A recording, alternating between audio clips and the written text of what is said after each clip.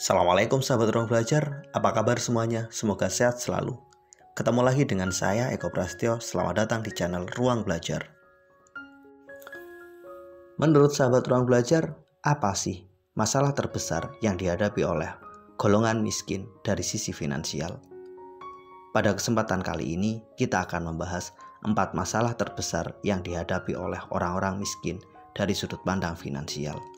Keempat masalah inilah yang membuat mereka sulit melepaskan diri dari jeratan kemiskinan.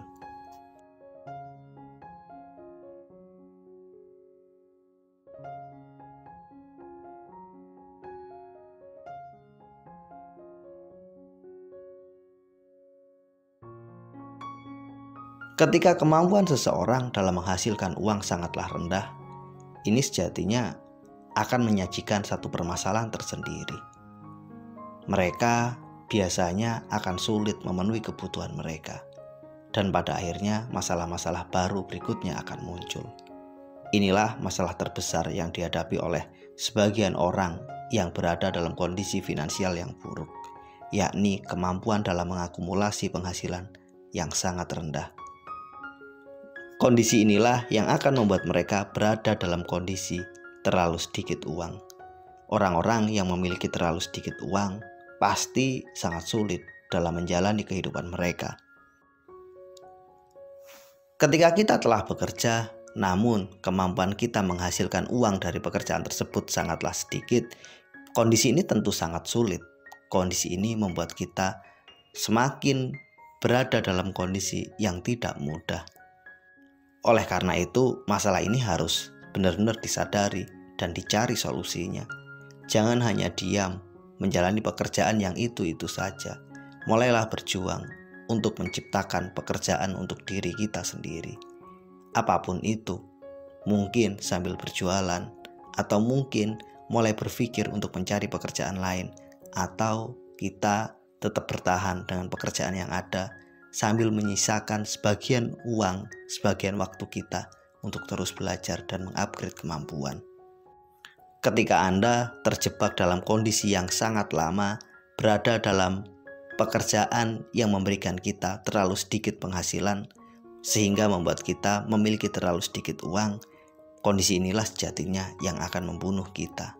Kondisi ini yang akan membuat hidup kita tidak akan pernah bergeser dari kubangan kemiskinan. Jadi, mulailah berpikir, jika hari ini ternyata masalah Anda adalah memiliki terlalu sedikit uang, mulailah berusaha untuk meningkatkan income kita. Setidaknya, mulailah untuk memutuskan bahwa saya tidak akan menjalani pekerjaan ini selamanya, bahwa saya akan terus belajar, bahwa ketika suatu saat ada kesempatan, saya akan mengupgrade diri, meningkatkan kualitas diri, sehingga saya memiliki kemampuan yang baik dalam menghasilkan income. Ketika Anda dalam kondisi terlalu sedikit punya uang, Anda punya 3 pilihan. Pertama, belajar.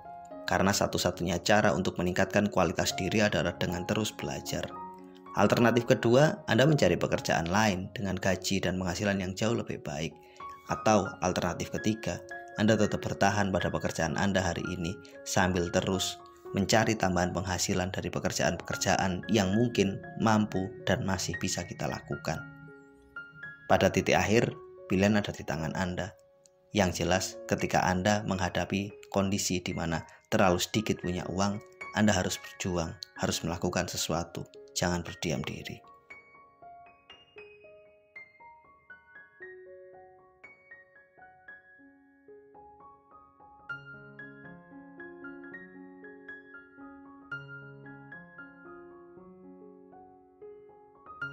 Ada kalanya orang-orang dalam kondisi finansial yang buruk, mereka memiliki tingkat konsumsi yang sangat tinggi. Mereka menggunakan 80% bahkan sampai dengan 100% lebih penghasilan mereka untuk kegiatan konsumsi. Ketika mereka menggunakan 100% dari income mereka untuk kegiatan konsumsi, artinya mereka sama sekali tidak punya simpanan. Bahkan apalagi ketika mereka memiliki tingkat konsumsi yang jauh lebih besar jika dibandingkan dengan penghasilannya, otomatis mereka akan membiayai kebutuhan konsumsi tersebut dengan berhutang. Ini adalah salah satu masalah yang sangat serius yang dihadapi oleh golongan miskin. Mereka terlalu konsumtif. Prosentase konsumsi mereka sangatlah besar, lebih dari 80%. Artinya, jika hari ini penghasilan kita 1 juta, maka sekitar 800.000 atau 80% benar-benar habis untuk konsumsi. Sekarang kita butuh evaluasi diri. Berapa persen sih nilai konsumsi kita dari total penghasilan kita? Jika angkanya ada di bawah 50%, selamat. Itu sesuatu yang sangat baik.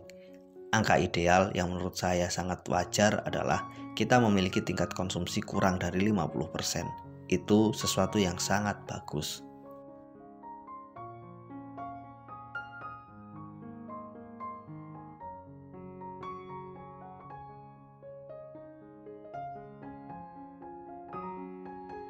Ketika kemampuan menghasilkan uang sangat rendah, sementara tingkat konsumsi sangatlah tinggi, maka ada kalanya ketika penghasilan mereka tidak mencukupi untuk memenuhi kebutuhan sehari-hari, mereka memilih hutang sebagai alat untuk mempertahankan hidup.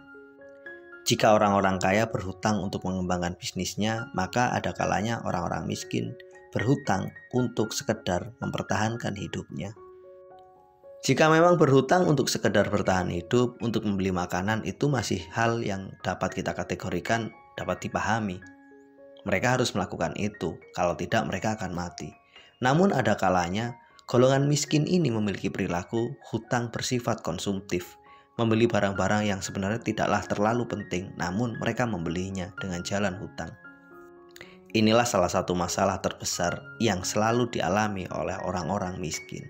Maka mereka berhutang sebagai alternatif cara untuk mempertahankan hidup mereka.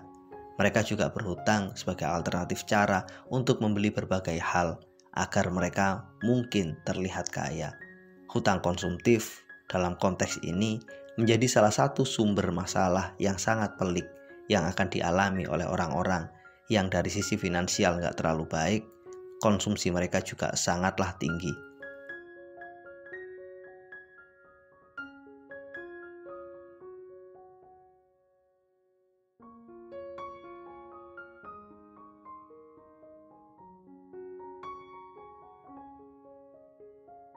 Masalah keempat nih, yang kadang sering dihadapi oleh orang-orang miskin adalah mereka tidak memiliki visi ekonomi.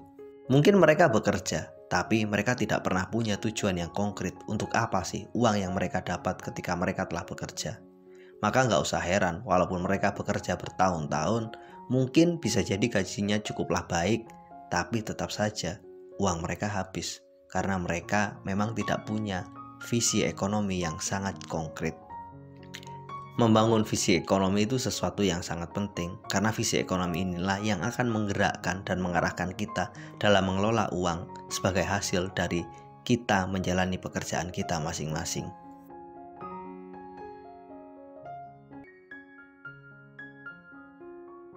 Itulah tadi 4 masalah finansial yang sering dihadapi oleh orang-orang miskin. Mudah-mudahan video ini bermanfaat. Sampai ketemu pada video kami berikutnya.